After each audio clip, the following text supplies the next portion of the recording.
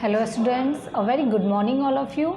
Welcome back to our YouTube channel St. Thomas International Study Platform. I am your Hindi teacher. Now I am going to teach you Hindi chapter 6. बच्चों आज हम लोगों को class 4 का chapter 6 पढ़ना है, यानी कि कक्षा 4 का पार्ट 6 पढ़ना है। हमारे चैप्टर का नाम है भारत का गणतंत्र दिवस। क्या नाम है? भारत का गणतंत्र दिवस, यानी कि इंडियन रिपब्लिक डे। आज हम लोगों को इंडियन रिपब्लिक डे के बारे में जानना है। पहले हम ये जानते हैं कि इंडियन रिपब्लिक डे यानी कि भारत का गणतंत्र दिवस है क्या, इसे क्यों मनाया जाता है। तो सबसे पहले हम ये जानते हैं कि हमारा देश 15 अगस्त 1947 को पूर्ण रूप से आज़ाद हुआ, यानी कि 15 अगस्त 1947 को हम आज़ाद हुए थे। और आज़ाद किसके चंगुल से हुए थे? अंग्रेज़ों के चंगुल से हुए थे। यानी कि 15 अगस्त 1947 के पहले हमारा देश अंग्रेज़ों के चंगुल में था, यानी कि हम अंग्रेज़ों के शासन में थे। अंग्रेज़ जैसा चाहते थे हम वैसा ही करते थे, यानी कि हमारे अंदर इतनी हिम्मत नहीं थी कि हम अंग्रेज़ों के खिलाफ़ जाकर कुछ भी कह सकें या हम उनके खिलाफ़ कोई आंदोलन कर सकें।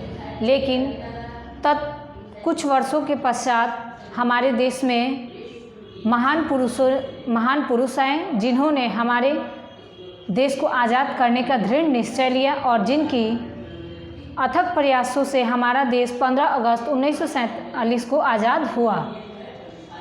आज़ादी के बाद 26 जनवरी 1950 को हमारे देश का संविधान लागू किया गया, यानी कि संविधान मतलब हमारे देश कैसे चलेंगे, यानी कि कुछ नियम कानून को बनाए गए और उन नियम कानून को 26 जनवरी 1950 को लागू किया गया। तो सबसे पहले हम ये जानते हैं कि 26 जनवरी है क्या। तो बच्चों हमारा संविधान यानी कि हमारे जो भी कानून थे वो 26 नवंबर 1949 को ही बनकर तैयार हो गए थे, लेकिन 2 महीनों के इंतज़ार के बाद 26 जनवरी 1950 को ये लागू किया गया। इसका कारण यही था कि हमारे देश के प्रथम पीएम यानी कि पंडित जवाहरलाल नेहरू द्वारा 1930 में इंडियन नेशनल कांग्रेस ने अंग्रेजी हुकूमत के खिलाफ पूर्ण स्वराज का ऐलान किया, जिसके शुभ अवसर पर हम 26 जनवरी 1950 को संविधान लागू किया गया और हम लोग गणतंत्र दिवस के रूप में मनाते हैं। यानी कि किसी भी देश को चलाने के लिए एक कानून की आवश्यकता होती है जो हमारे संविधान के रूप में है, यानी कि हर देश का अपना अपना संविधान होता है। उसी प्रकार हमारे भारत देश का भी एक संविधान है जो हमें सही रास्तों पर चलने के लिए सिखाता है, यानी कि हम हमेशा सत्य के मार्ग पर चलें और हमेशा सबके साथ न्याय करें। तो बच्चों आइए आज हम लोग गणतंत्र दिवस के बारे में जानते हैं। जैसा कि आप लोग इस बुक में देख सकते हो कि गणतंत्र दिवस का ये कुछ फिगर है। तो पहले हम लोग पढ़ते 15 अगस्त सन 1947 के दिन हमारा भारत स्वतंत्र हुआ, यानी कि आज़ाद हुआ। इस दिवस को हम स्वतंत्र दिवस के रूप में मनाते हैं। उस दिन भारत ने ब्रिटिश परिधानता की बेड़ियों को काटकर अंग्रेज़ों की बेड़ियों को तोड़कर स्वतंत्रता प्राप्त की थी। स्वतंत्र भारत ने अपना संविधान बनाया जो 26 जनवरी 1950 को देश में लागू हुआ। संविधान के अनुसार हमारे देश को 26 जनवरी सन 1950 को पूर्ण प्रभुत्व संपन्न गणराज्य घोषित किया गया, जिसमें राष्ट्रपति देश के सर्वोच्च शासक बने। पहले तो हम ये जानते हैं पूर्ण प्रभुत्व संपन्न यानी कि समस्त अधिकारों से युक्त हमारे देश का गणराज्य घोषित किया गया, जिसके पहले सदस्य बनाए गए देश के राष्ट्रपति। यानी कि अगर आप लोगों से कोई पूछे कि भारत के प्रथम व्यक्ति कौन है या किसे कहते हैं, तो भारत के प्रथम व्यक्ति हम लोग अपने राष्ट्रपति को कहते हैं। अभी हमारे भारत देश के राष्ट्रपति कौन है? रामनाथ कोविंद। तब से प्रतिवर्ष 26 जनवरी का दिन सारे देश में गणतंत्र दिवस के रूप में मनाया जाता है। 15 अगस्त की तरह 26 जनवरी भी हमारा राष्ट्रीय त्यौहार है, जिसे बड़े हर्ष और उल्लास के साथ मनाया जाता है। बहुत ही खुशी के साथ हमारे देश में 26 जनवरी का राष्ट्रीय पर्व मनाया जाता है। हमारे देश के इतिहास में गणतंत्र दिवस का उतना ही महत्व है जितना स्वतंत्र दिवस का है। यानी कि जितनी शिद्दत से हम लोग स्वतंत्र दिवस को मनाते हैं, उतनी ही शिद्दत से हम लोग अपने गणतंत्र दिवस यानी कि रिपब्लिक डे को भी मनाते हैं। गणतंत्र दिवस की तैयारी काफ़ी दिन पहले से शुरू हो जाती है। वैसे तो यह पूरे देश के भिन्न भिन्न राज्यों की राजधानियों तथा विदेशों में भारतीय दूतावासों में उल्लास के साथ मनाया जाता है, किंतु देश की राजधानी होने के कारण दिल्ली में विशेष समारोह होता है। दूतावास मीन्स हम ये कह सकते हैं कि विदेशों में जो भी इंडियंस रहते हैं, यानी कि आउट ऑफ इंडिया जो भी इंडियंस रहते हैं, वो लोग विदेशों में भी गणतंत्र दिवस और स्वतंत्र दिवस बहुत ही हर्ष और उल्लास के साथ यानी कि खुशी के साथ मनाते हैं। राष्ट्रपति भवन से लाल किले तक दर्शक यानी कि देखने के लिए जो लोग इकट्ठे होते हैं, वो परेड देखने के लिए सवेरे से ही जमा हो जाते हैं। राष्ट्रपति अपनी 14 घोड़ों वाली बग्गी यानी कि घोड़ा गाड़ी जिसे बोल सकते हैं में बैठकर राष्ट्रपति भवन से विजय चौक आते हैं। विजय चौक जो दिल्ली में है, यहाँ वे राष्ट्र ध्वज फहराते उन्हें 21 तोपों की सलामी दी जाती है। इसके बाद जल, थल और स्थल और वायुसेना के जवान मार्च करते हुए राष्ट्रपति को सलामी देते हैं। उनके साथ बैंड की धुन बजती है। इस अवसर पर विभिन्न प्रकार के अस्त्र शस्त्र, रॉकेट, तोप, टैंक, वाहक, मिसाइल आदि का भी प्रदर्शन किया जाता है। यानी कि जो वो दिल्ली में जो परेड किया जाता है, उसमें आप लोग न्यूज़ में टीवी देख सकते हो कि बहुत सारे अस्त्र शस्त्र, रॉकेट, तोप, टैंक, वाहन, मिसाइल आदि का प्रदर्शन यानी कि दिखाया जाता है। जैसे कि बहुत सारी झांकियाँ निकलती हैं जिन्हें लोग देखते हैं। अलग अलग राज्यों की मनोरमा झांकियाँ दिखाई जाती हैं। इन झांकियों के द्वारा देश की संस्कृति की झलक दिखाई जाती है। किसी राज्य विशेष के रीति रिवाज, वहाँ के विशिष्ट उद्योग या कला कौशल का परिचय भी इससे मिलता है। जो झांकियाँ दिखाई जाती हैं उनमें अलग अलग राज्यों से जो झांकियाँ आती हैं वो अपने राज्य के रीति रिवाज को भी प्रदर्शित करते हैं। यानी कि उन झांकियों में अपने रीति रिवाज, कल्चर को भी प्रदर्शित करते हैं।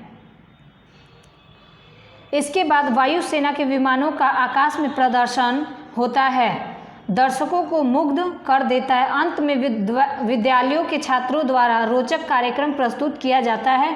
इस कार्यक्रम को दूरदर्शन पर भी प्रसारित किया जाता है और अंततः लास्ट में स्कूल के जितने भी स्टूडेंट्स होते हैं उन लोगों का प्रोग्राम भी करवाया जाता है और उनके प्रोग्राम और जो भी झांकियाँ हैं वो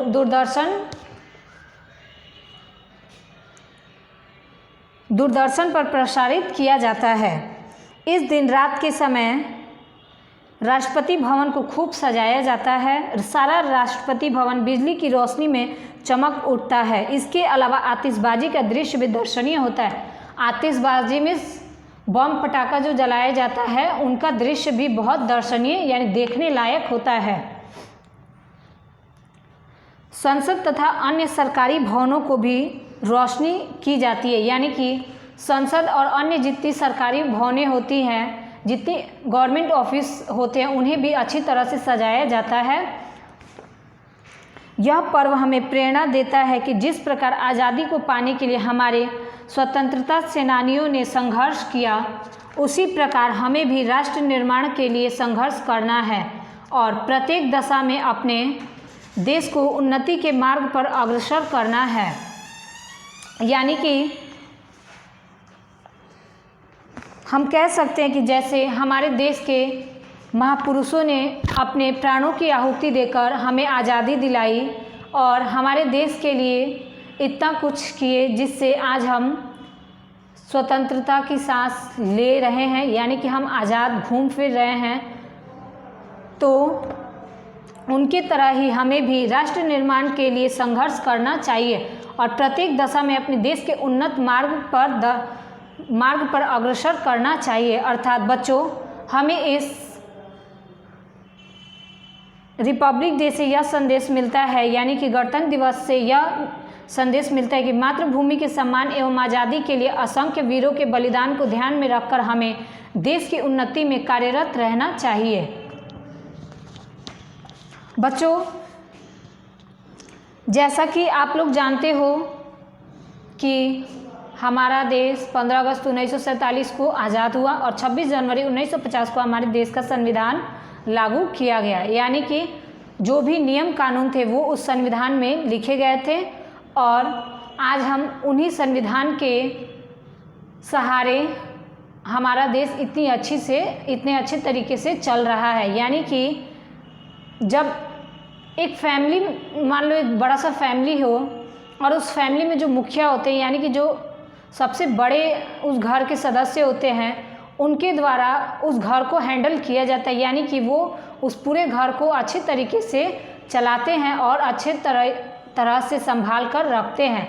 वैसे ही प्रत्येक देश को चलाने के लिए एक संविधान की आवश्यकता होती है। जैसे हमारे भारत देश में भी एक संविधान है जिसमें कुछ नियम कानून लिखे गए हैं, उन्हीं के आधार पर हमारा देश आज इतने अच्छे तरीके से चल रहा है और खुशहाल तरीक़ों से हम अपने जीवन को व्यतीत कर रहे हैं। बच्चों, आप लोग देख सकते हो बोर्ड पर कि कुछ शब्दार्थ दिए गए जिनके अर्थ हम लोग जानते हैं। जैसे कि स्वतंत्रता, स्वतंत्रता का अर्थ हो जाएगा आज़ादी।